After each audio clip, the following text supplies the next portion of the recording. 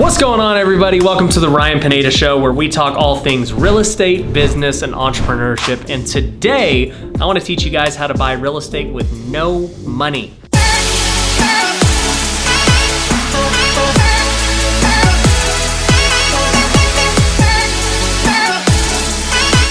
So we're going to go over 3 different ways that you can actually do this. And no, this is not a scam. This is not a sales pitch. This is not a get-rich-quick scheme.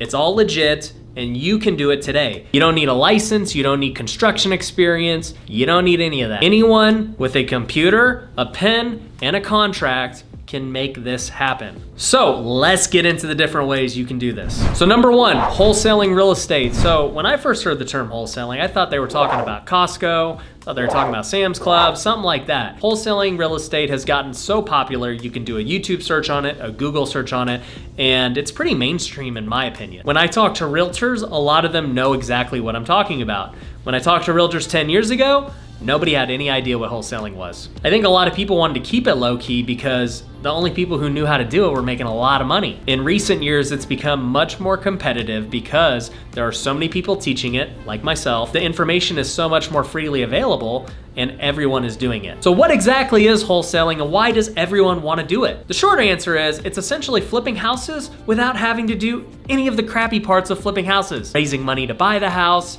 fixing the house up, waiting to sell the house.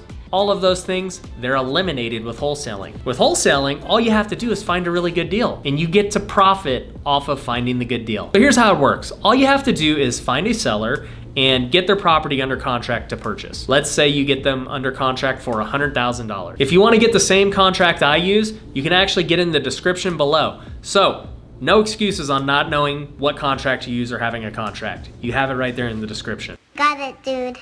So once you've downloaded that contract, make sure you go find a good deal from a seller and lock it up under contract. I don't have time to go over how to find good deals in this video. That's gonna take a whole nother video in itself, and I will do that only if you smash the like button and also subscribe. So let's say you found the good deal. In this example, you put the property under contract for $100,000. Now you need to go find a buyer for this deal. So let's assume that we know an investor or a flipper will buy this property for $120,000 and still be able to make their desired profit. The flipper would know that, hey, even if I buy this for $120,000, after I put the renovations in, I can still go sell this for, say, $200,000 and make a profit. Once you find that flipper who is willing to pay $120,000, you're actually going to assign your interest of the contract to the flipper. And the amount of the assignment is the difference between what you have it under contract for, in this case $100,000, and what you're selling it to the flipper for, which is $120,000. So you have a spread of $20,000, and this is called your assignment fee. Now the buyer is simply going to purchase the property while paying the seller their $100,000, paying you your $20,000, and they get the property for a gross price of $120,000. As I said before, they can still go put $20,000 into it, fix it up, go sell it for $200,000. They make a profit, they're happy. You make $20,000, you're happy because you didn't even have to go buy it, fix it up, do all the stuff. You made the $20,000 like that. And the beauty is that money comes quickly, as we talked about, and you don't need to buy the property and spend any money. You just have to find a good deal and a good buyer. That's it. It's that simple. So that's wholesaling in a nutshell. That's one way to invest in real estate with no money. The second way to invest in real estate with no money is through a lease option. So typically when you go to rent a house, you get a lease with the landlord. But what you can also add to this lease is an option to purchase. To give another example, let's say I have a property that I want to lease for $1,000, and the landlord also gives me an option to purchase it for $100,000. In this lease, Why are you yelling at me? we would have it stipulated that I am able to sublease the property, I'm able to assign my option rights to someone else, and essentially I would do exactly what I did with wholesaling, but with a lease. I'd find a tenant who's willing to pay more than the monthly rent amount. Let's say I find someone for $1,200, and I would also find somebody who's willing to pay me more than my option price and an option fee on top of that. So let's just say that I have the option price of $100,000 and I have a buyer who is willing to pay $110,000. And in exchange for that option, the buyer's also willing to pay me $5,000 for the right to do that. Well, let's talk about how this deal would work now. Right out of the gate, I would get this $5,000 option fee that goes directly into my pocket regardless of what happens. Each month, I would also make $200 because I'm leasing it for $1,000 and subleasing it to them for $1,200. So now I have monthly income, which is amazing. Lastly, if the buyer does ever exercise their option for $110,000, I will now also make $10,000 on top of that because my option price was $100,000. So I'll be making money 3 different ways off this buyer. I'll make $200 a month, I'll make $5,000 up front, and I'll also make another $10,000 if they exercise their option. And this is just simply with renting a property from a landlord. So a lot of people starting out in real estate are attracted to the lease option for that reason. They're looking for rentals anyway. Why not figure out how you can monetize it? Even if you wanted to rent that property for $1,000, the fact that you have an option allows you to go sell that property later on. Let's say you rent it for a year and you realize that in a year somebody wants to pay $120,000 for it. Well, you have an option to purchase for $100,000. You can now go sell that option and make the $20,000. That's what makes real estate awesome.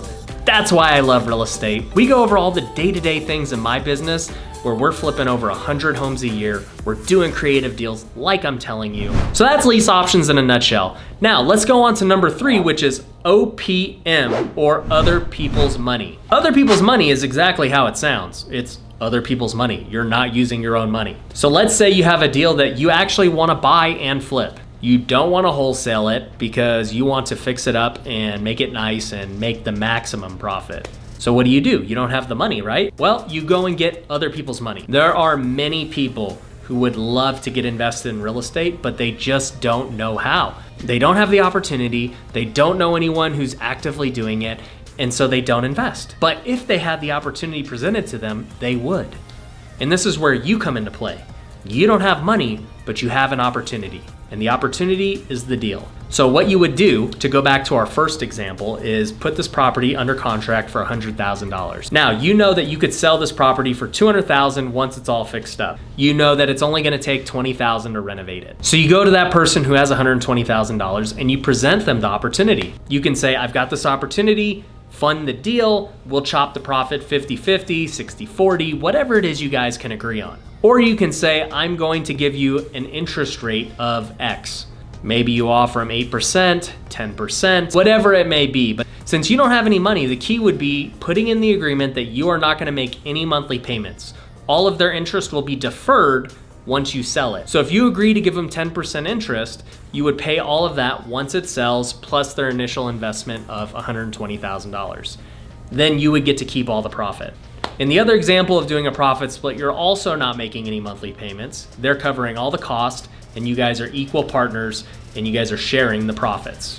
I've done deals in both situations. Personally, I think for somebody who doesn't have a lot of money, you're better off doing an equity split. It limits your risk in the deal. You're not paying all this interest if a property takes forever to sell, or if construction costs more or takes longer. There's a lot less risk in doing a profit split, but there's also less upside, which when you're starting out, don't worry about maximizing profits. Just worry about getting into that first deal and doing it. Now the question you're probably asking yourself is, where would I find this person with $120,000? They're not just out walking the streets everywhere. Once again, this is too big of a subject to cover in this video, so if you want me to do a video on that, make sure you hit the subscribe button and hit the like button. One thing you'll learn in negotiating is, if you want to give something, you got to get something. I'll give you the video, you give me the like. Fair trade, right? Anyways, you can find these people anywhere. You can find them online, you can find them in different groups, you can find them at different clubs, events, meetups. There are so many different people with money. They just need an opportunity, and you're gonna provide it for them. So to recap, the 3 different ways to get started in real estate with no money are wholesaling, lease option, and OPM. Even after doing hundreds of deals and hundreds of flips, we still utilize all of those things in our current business. Our goal is to never do deals with our own money. Makes things much easier when you're not putting your own money in the game, and it allows you to scale further with other people's money while wholesaling and doing different creative things like lease options. So if you like this video and you want me to go more in depth, leave a comment below. Comment below if you've done any of these things yet. The last thing I want to leave you with is, doing your first deal is always the hardest, so do not get discouraged if you've been trying and you haven't succeeded. I can promise you it gets easier as you go along. As you gain more experience, as your skills get better, as you build more relationships, it does get easier. If you can persevere and get through that first deal, you're gonna have a bright future. Appreciate you guys watching this video. I hope you enjoyed it. And until next time, peace.